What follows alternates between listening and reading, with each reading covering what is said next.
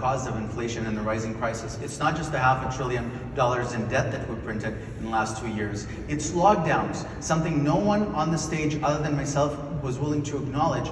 We stopped the global supply chain at its tracks numerous times and then restarted demand again. Supply is not catching up to demand. The best thing we can do right now is to provide the market with some certainty.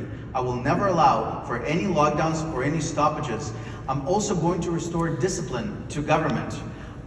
We're spending way beyond our means, but in terms of affordability, I'm going to repeal the carbon tax on day one. And I will cut income taxes across the board with money saved from equalization payments. I would rather that Canadians spend them instead of provincial governments. We are the Conservative government. We should not be afraid to be talking about cutting taxes. Mr. Baber, thank you. Mr. Charest. Well, Roman, on the issue of lockdowns, I agree. I think one of the things we need to do if we don't want to have the lockdowns and the restrictions we had the last time is change our healthcare system so that we have capacity.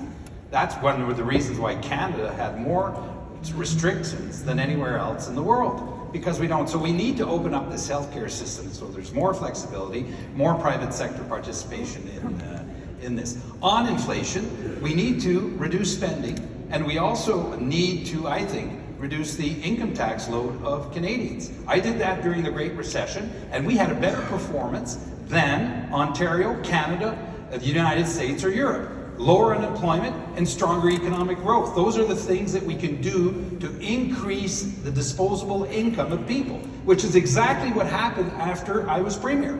The disposable income, especially of lower income people, increased substantially because we reduced taxes and controlled spending. Thanks very much. Mr. Baber, you have 45. We should never lock down, Mr. Charest. No matter what the circumstances are, we have to acknowledge the toll that this took on people. A mental health pandemic. In Ontario alone, more than 300,000 surgeries were delayed. More than 1 million cancer screenings missed. The whole point is that the toll on our health was considerably greater. Instead, we should have been we should have been protecting vulnerable populations, beefing up our resources in congregate settings where 80% of the risk was. We should have been increasing the healthcare capacity we had, but we should acknowledge lockdowns, the effect on our children, the effect on small business. This is something that we cannot escape, and we need to think about and resolve going long term. We agree that we need to avoid the lockdowns, and that's why I would change the Canada Health Act. I'd introduce a new hat, because Canada's issue has been capacity.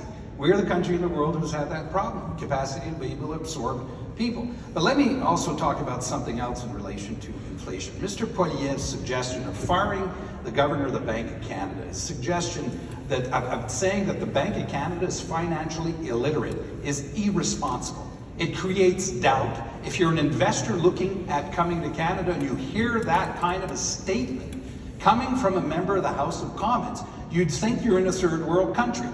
We cannot afford to have any leader who goes out there and deliberately undermines the confidence in institutions. Conservatives do not do that.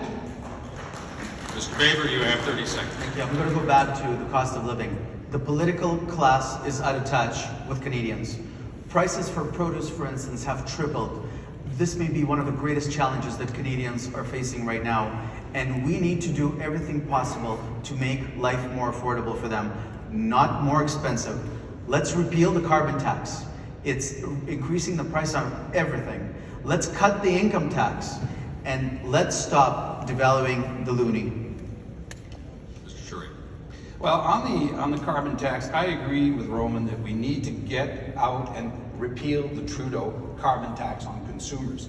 And I would be inspired by Alberta. Here in Alberta, since 2002, and you renewed this in 2019, there is a price on carbon for large emitters. And let me point something out here. This is extremely important to get it right. Otherwise, we will not be elected as a political party if we're not credible on this, A. B, we will not get investment unless there is a predictable investment environment on an issue like pricing carbon. Thank you.